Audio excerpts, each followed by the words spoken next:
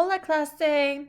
You are thinking about going on vacation this summer to South America. Your friend Sarai goes every summer and she's excited to leave you a voicemail with information about all the places she goes and all the activities that she does in South America. Listen to her voicemail and answer the following questions to help your parents and your family who may not know Spanish understand what she was saying. Here is her voicemail. Habla Sarai. Estoy muy feliz. Mañana voy a Sudamérica con mis padres. Vamos a Ecuador, Perú y Chile. En Ecuador voy a una playa bonita. Voy a nadar y voy a caminar en el agua azul.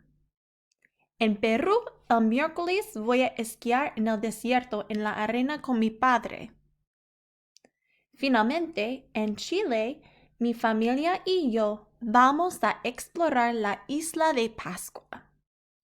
Yo voy a sacar muchas fotos de las estatuas altas. Al final del día, vamos a un restaurante para comer comida auténtica de Sudamérica. ¡Qué rico y delicioso! Adiós.